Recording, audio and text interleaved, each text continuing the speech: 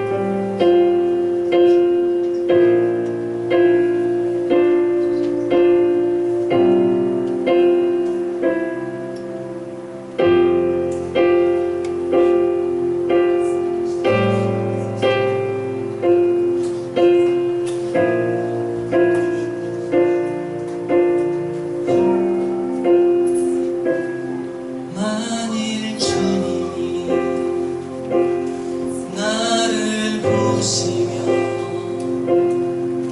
사랑받을 자격 없다 하셨다면 만일 주님이 소망 없는 날 긍휼히 보시지 않으셨다면 나는 어디로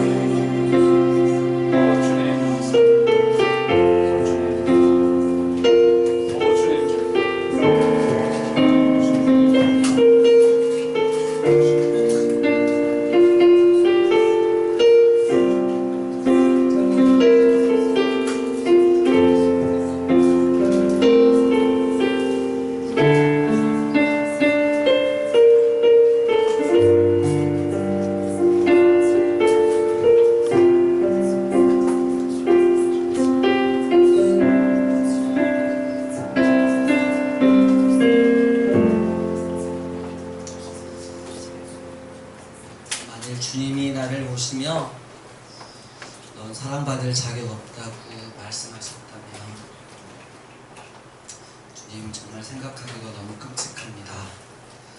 주님의 사랑 때문에 십자가에 생명 주심으로 말미암아 우리가 지금 예배 자리에 있음을 무한 감사드립니다. 아멘. 성령님 이 시간 또 말씀하여 주시고 우리에게 깨닫는 지혜를 허락하여 주시고 아멘. 결단할 수 있는 굳건한 믿음 허락하여 주시옵소서. 아멘. 말씀이 영광받는 복된 시간 되게 하여 주시옵소서. 아멘. 예수님 이름으로 기도드립니다. 아멘. 할렐루야. 아멘. 오늘 살아계신 하나님의 말씀은 히브리서 4장 14절 한 절 말씀입니다. 히브리서 4장 14절 말씀입니다. 함께 공독하시겠습니다. 살아계신 하나님의 말씀. 그러므로 우리에게 큰 대제사장이 계시니 승천하시니 곧 하나님의 아들 예수시라. 우리가 믿는 도리를 굳게 잡을지어다. 아멘. 오늘은 목요예배 19번째 시간 주님 다시 오시면 라는 제목으로 우리가 말씀을 함께 나눴으면 좋겠습니다. 성경은 예수님께서 부활하신 지 40일 만에 많은 제자가 지켜보는 가운데 하늘로 승천하셨다고 증언합니다. 사도행전 1장 9절 이 말씀을 마치시고 그들이 보는데 올려져 가시니 구름이 그를 가려 보이지 않게 하더라. 누가복음 24장 51절 축복하실 때 그들을 떠나 하늘로 올려지시니 마가복음 16장 19절 주 예수께서 말씀을 마치신 후에 하늘로 올려지사 하나님 우편에 앉으시니라. 디모데전서 3장 16절 그는 육신으로 나타난 바 되시고 영으로 의롭다 하심을 받으시고 천사들에게 보이시고 만국에게 전파되시고 세상에서 믿음 받으시고 영광 가운데 올려지셨느니라. 아멘. 예수님의 부활과 승천은 예수님이 온 세상의 왕이 되는 것을 알리는 대관식을 거쳐 하나님의 오른편에 앉으셨다는 것을 입증하는 증거입니다. 하나님 아버지께서는 창세전에 아들 예수님과 함께 누리던 영광으로 예수님을 영화롭게 하셨습니다. 요한복음 17장 5절 아버지여 창세전에 내가 아버지와 함께 가졌던 영화로서 지금도 아버지와 함께 영화롭게 하옵소서. 그러나 예수님께서 되찾은 영광은 세상에 오실 때 잠시 포기하신 영광보다 훨씬 더 위대합니다. 빌립보서 2장 6절에서 8절 그는 근본 하나님의 본체시나 하나님과 동등됨을 취할 것으로 여기지 아니하시고 오히려 자기를 비워 종의 형체를 가지사 사람들과 같이 되셨고 사람의 모양으로 나타나서 자기를 낮추시고 죽기까지 복종하셨으니 곧 십자가에 죽으심이라. 하나님의 언약의 백성을 위해 인간의 몸을 입고 친히 이 땅에 오셔서 자신을 속죄 제물로 드린 또 하나님과 우리를 화목케 하시는 영원한 대제사장이 되시는 예수님. 예수님은 이제 영광스러운 신성과 인성을 모두 지니시고 하나님 아버지의 오른편에 앉아 하나님과 사람 사이의 중보자 역할을 담당하고 계십니다. 창세전부터 예수님 안에서 계획하신 그 기쁘신 때때로 예정하신 선택받은 백성들을 위해 지금도 열심히 응원하시며 기도하고 계시는 중입니다. 아멘. 사단은 세상에서 주님을 믿는 우리를 끊임없이 비난하고 고소하지만 예수님께서 하나님 보좌 앞에서 우리들을 변호하십니다. 예수님께서 우리가 지은 모든 죄를 온전히 속죄하셨기 때문에 비록 사단이 우리를 비난하는 말이 옳다고 해도 아무런 효력을 발휘하지 못합니다. 이런 이유로 바울은 로마서 8장 34절 누가 정죄하리요? 죽으실 뿐 아니라 다시 살아나신 이는 그리스도 예수시니 그는 하나님 우편에 계신 자요 우리를 위하여 강구하시는 자신이라고 자신있게 말한 것입니다. 또 예수님의 승천은 예수님이 만민의 주님이 되었다는 것을 의미합니다. 만민의 주님, 모든 사람, 모든 민족의 주님이 되셨다는 거예요. 시편 24편은 영광의 왕으로 하늘에 오르신 예수님께 하늘의 문들이 복종한다고 말합니다.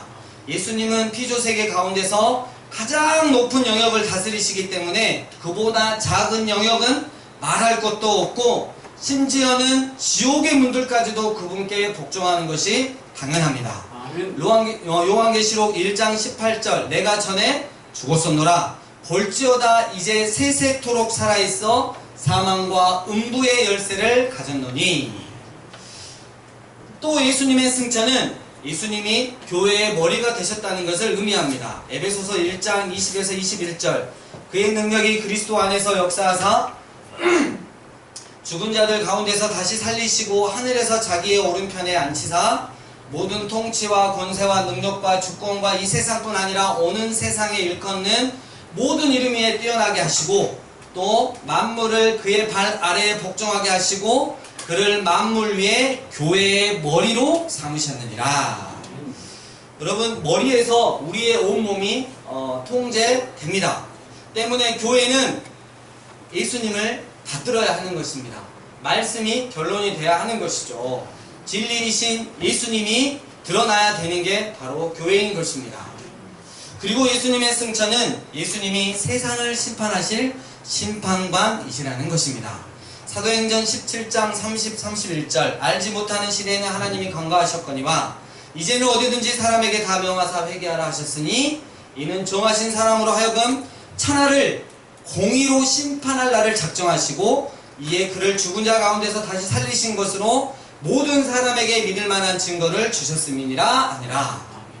성경은 사도행전 10장의 베드로의 설교를 통해 예수님께서 승천하사 재판관의 직책을 맡으셨다는 사실을 말하는데 필요한 핵심 진리 세 가지를 말하고 있어요. 첫째는 세상에 종말과 마지막 심판이 있다는 거고, 둘째는 그날에 예수님께서 만민의 주님이시오 재판관으로 군림하실 것이라는 진리이며, 셋째는 따라서 교회는 오늘을 어떻게 살 것인가, 또 세상 사람들에게 이 사실을 알려야 하지 않을까.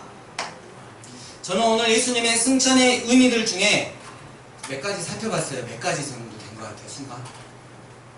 순간 몇 가지 됐죠? 그렇죠. 네 가지가 됐죠. 그 중에서 네 번째로 우리를 심판하실 심판관 되시는 예수님에 대해서 조금 더 집중적으로 말씀드리겠습니다. 첫 번째, 공평하고 확실한 하나님의 마지막 심판의 재판관이 되십니다.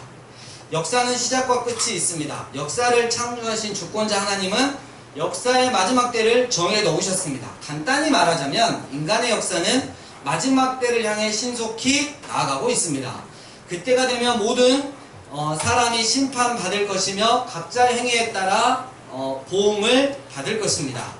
질문이 있습니다. 어떻게 하나님이 복음을 한 번도 들어본 적이 없는 사람이나 성경을 읽어보지 못한 사람을 심판할 수 있단 말입니까?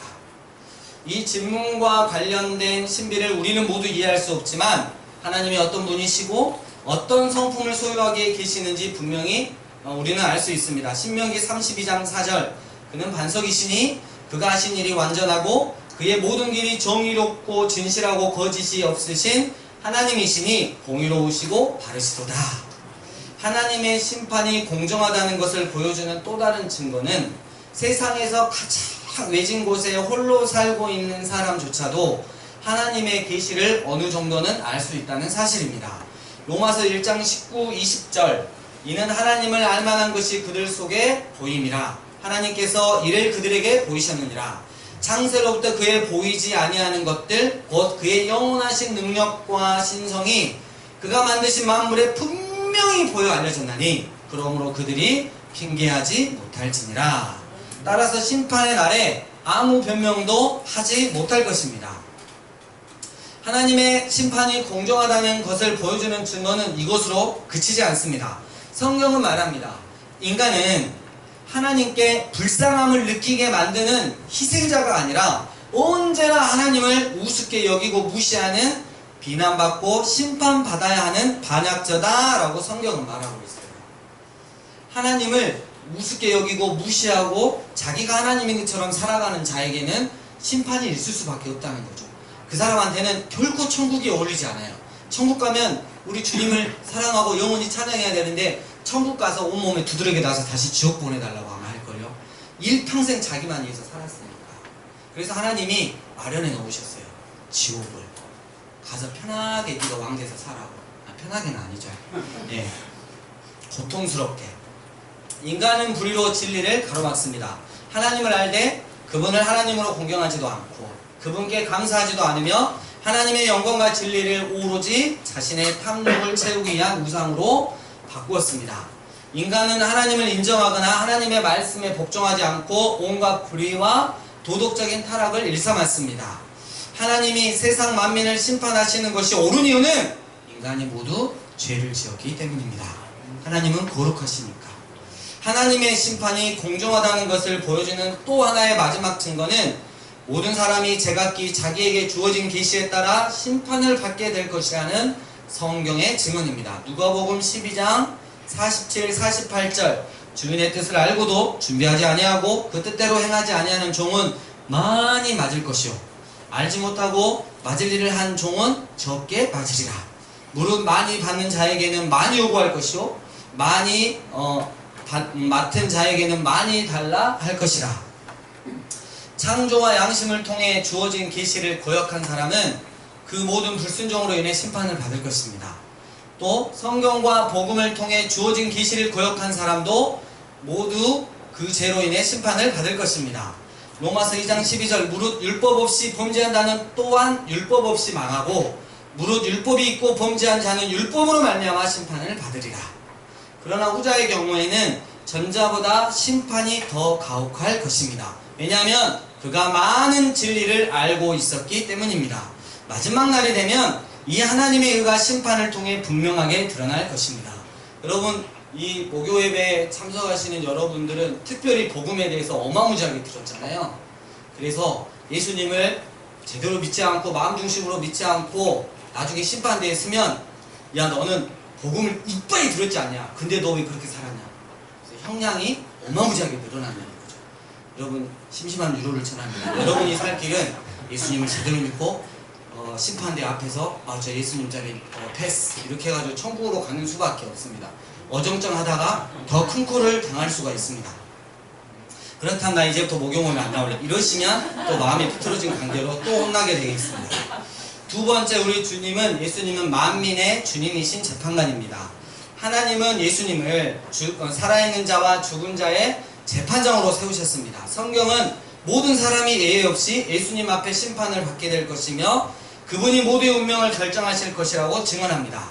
사람과 사람 사이의 중보자도 예수 그리스도 뿐이고 하나님과 사람 사이의 중보자도 예수님 뿐이시고 하나님과 사람 사이의 재판관도 예수 그리스도 뿐이라는 사실은 정말 놀라운 진리입니다. 디모데전서 2장 5절 하나님은 한 분이시요 또 하나님과 사람 사이의 중보자도 한 분이시니 곧 사람이신 그리스도 예수라. 예수님은 우주를 다스리는 여러 통치자 가운데 하나이거나 심판날의 재판을 관장할 여러 재판관 가운데 한 명이 아니십니다. 예수님은 홀로 만인의 재판관이자 왕이요 주님이십니다. 아멘. 하늘과 땅의 모든 권세가 그분에게 주어졌어요. 그리스도께만 홀로 하나님의 오른편에 앉으실 수 있습니다. 예수님은 모든 통치와 권세와 능력과 주권이 이 세상뿐만 아니라 오는 세상에 일컫는 모든 이름 위에 뛰어나게 하십니다. 본디오 빌라도가 통치할 때 십자가에 못 박히신 나사렛 예수께서 지금까지 세상에 태어났던 모든 사람의 운명을 결정하실 뿐만 아니라 천사와 마귀는 물론 골로새서 1장 16절 하늘과 땅에서 보이는 것들과 보이지 않는 것들과 혹은 왕권들과 주권들이나 통치자들이나 권세들을 모두 심판하십니다. 또한 예수님을 대체하려 하거나 그분의 영광을 빼앗으려고 했던 세계의 종교의 지도자들도 교회의 변질자들도 배교자들도 한 명도 예외 없이 예수님께 심판을 받게 될 것입니다. 그들은 큰 수치와 두려움을 느끼며 그분 앞에 서야 할 것입니다. 그럼 로마서 14장 12절 이러므로 우리 각 사람이 자기 일을 하나님께 짓고 하리라. 그러면 재판관의 심판을 세상에 알려야 하지 않겠습니까? 교회는 복음의 신령한 복을 선포해야 할 뿐만 아니라 장차 세상에 임할 궁극적인 심판을 경고해야 할 사명이 있습니다. 베드로는 고넬료의 집에 모인 이방인들에게 이렇게 말했습니다. 사도행전 10장 42절 우리에게 명하사 백성에게 전도하되 하나님이 살아있는 자와 죽은 자의 재판장으로 정하신 자가 곧 이 사람인 것을 증언하게 하셨고. 여러분, 우리는 여기서 예수님을 재판관으로 선포하는 것이 사도적 복음의 핵심이라는 매우 중요한 진리를 발견할 수 있습니다. 초대교회가 전한 복음은 예수님을 구원자나 주님으로 선포하는 것으로 끝나지 않았다는 거예요. 그들은 예수님께서 산 자와 죽은 자 모두를 심판하시는 재판관이라는 사실을 함께 전했습니다. 그들은 죄인이나 대제사장, 노예나 황제를 가리지 않고 모두에게 예수님께서 그들의 궁극적인 운명을 결정하실 재판관이라고 담대히 외쳤던 것입니다. 오늘날 한국교회를 보면 예수님을 구원자라고는 선포합니다. 전도합니다. 주님이라고는 하지 못합니다. 이 개혁주의의 큰 두 기둥 중에 한 기둥이 완전히 무너져 있는 상태죠. 예수님을 믿는데 내 삶을 예수님께 드릴 수는 없다. 이게 한국교회의 큰 문제죠. 한 발 더 나아가서 예수님을 심판관으로 설명하고 복음을 전하는 자는 거의 찾아보기가 힘들다는 것이죠. 하나님이 예수님을 보내신 이유가 세상을 심판하기 위해서가 아니라 구원하기 위해서라는 것은 정말 너무나 감사한 거죠. 그리고 틀림없는 진리입니다. 그러나 하나님은 예수님을 재판관으로 정하셨고 그분을 죽은 자 가운데서 살리심으로 모두에게 그 증거를 보여주셨습니다. 하나님은 장차 예수님을 통해 세상을 우로 심판하실 날을 정해 놓으셨습니다. 히브리서 9장 27절 한 번 죽는 것은 사람에게 정해진 것이요 그 후에는 심판이 있으리니. 어제 제가 그 네팔로 이렇게 느지막 가게 경신요고에서 선생님 영어 선생님 하시다가 목회 하시다가 60대에 지금 네팔로 이렇게 선교사로 이렇게 들어가셨다가 잠깐 나오셨는데요. 이렇게 그 만나서 교제하는데 네팔이 너무 못 산대요. 정말 너무너무 못 산대요. 그래서 자기 그냥 60, 70년대 그때 우리나라 사는 거랑 너무 똑같은데 그분이 그러세요. 그냥 하면서 여러 가지 중에 이렇게 목회 이야기도 아니 선교 이렇게 이야기도 하셨지만 하나 기억나는 게 우리 인생이 정말 안개와 같구나. 이 땅에서 그들은 아무것도 없고 그렇게 굶주리고 가난해도 그렇게 행복하대요. 잠자고 일어나면 또 그렇게 하고. 근데 한국을 보면 너무 잘 살고 너무 부유하고 없는 거 없이 살지만 결국 하나님을 만나지 못하는 그런 안타까움에 대해서 말씀하시면서 우리의 인생이 안개와 같은데 주님 만날 준비를 하고 살아야 되는데 그러지 못하는 것 같아서 안타깝다라고 말씀하시더라고요. 예수님께서 다시 오시면 심판대에 자정하시고 모든 사람의 운명을 결정하실 것입니다. 베드로는 예수님께서 산자와 죽은 자들을 심판하실 준비를 갖추고 계신다고 경고했습니다.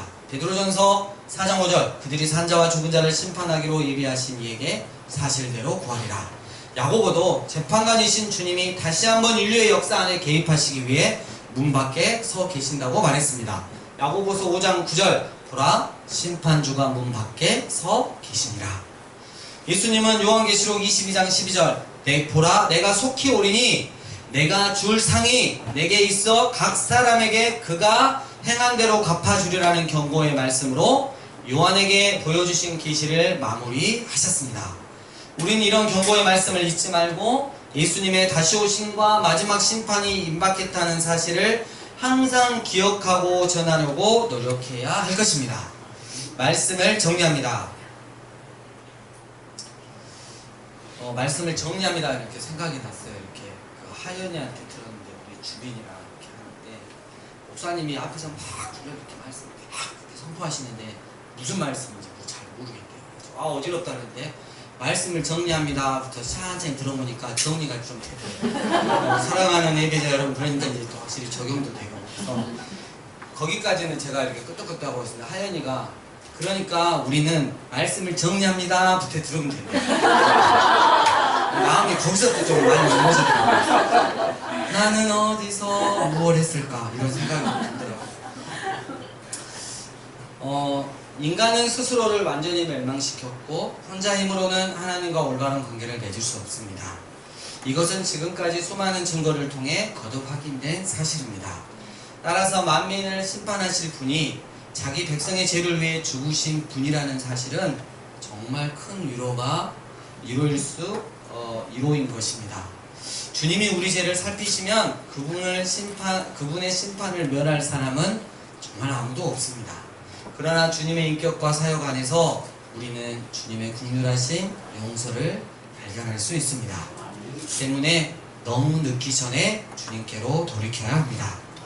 우리가 지은 죄와 심판에 대한 두려움을 깨달음과 동시에 우리를 구원하시기를 기뻐하시는 주님의 사랑을 깨달아 지체 없이 그분 앞에 나가 그분을 단단히 붙들고 놓지 않아야 합니다.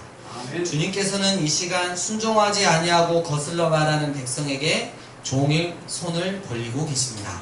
로마서 10장 21절 이스라엘에 대하여 이르되 순종하지 아니하고 거슬러 말하는 백성에게 내가 종일 내 손을 벌렸노라 하였느니라.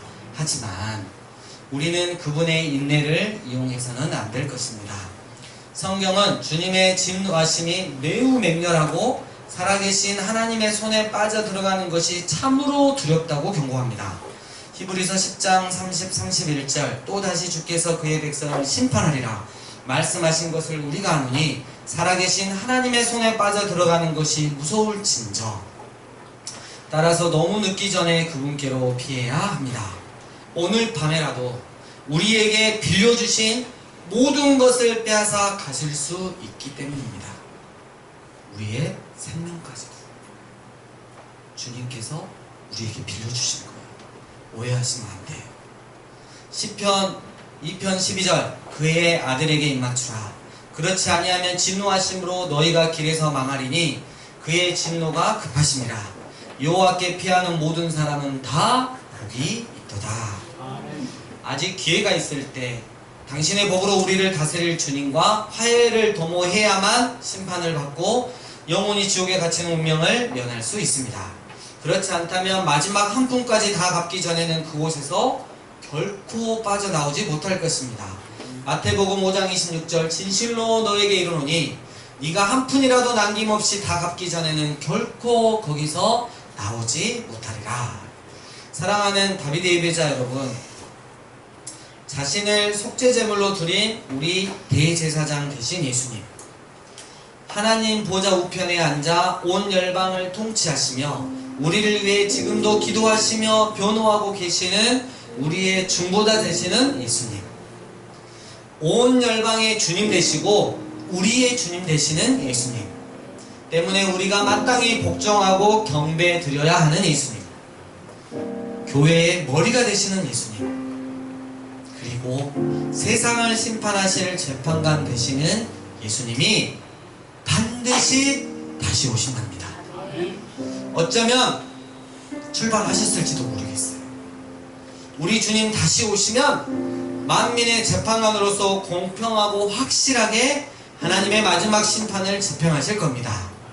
온 세상의 왕으로서 하늘과 땅의 모든 권세를 사용하여 살아있는 자와 죽은 자를 심판하실 것입니다.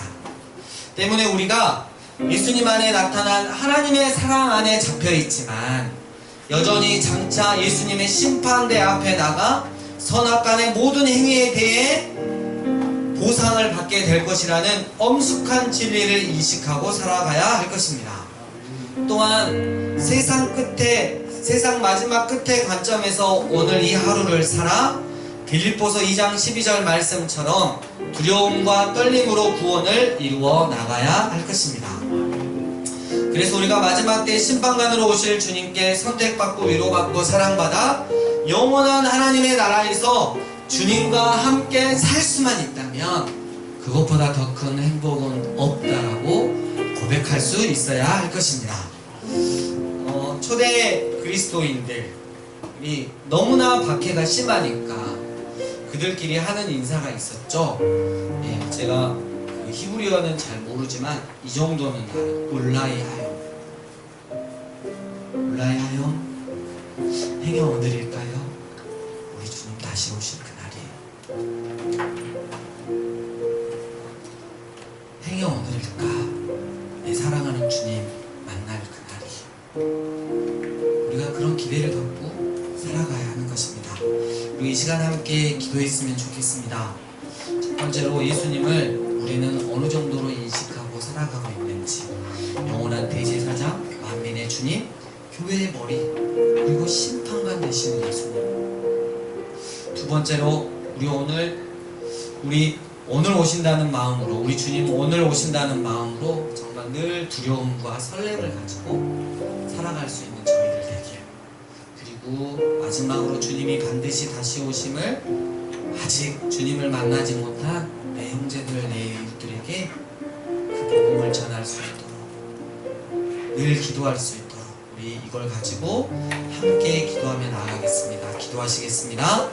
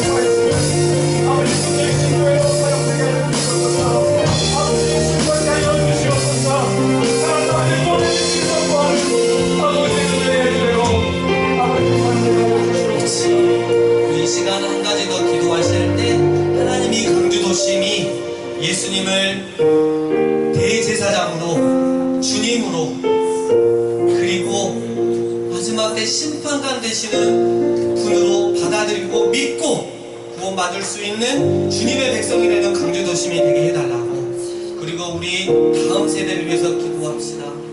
그 믿음의 가정들, 주님의 다시 오심을 준비하며 살아가는, 고대하며 살아가는 우리 다음 세대와 믿음의 가정이 되게 해달라고. 우리 함께 기도하며 나가겠습니다.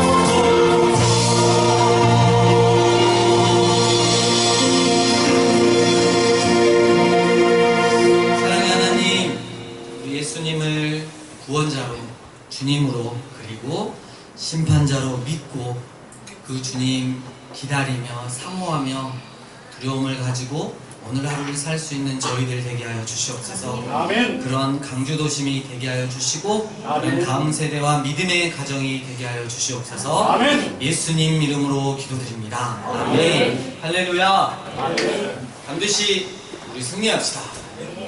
네.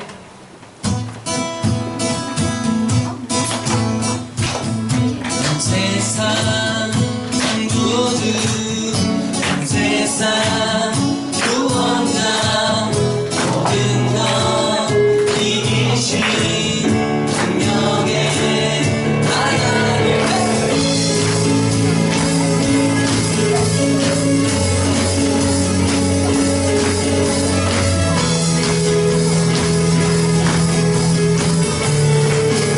온 세상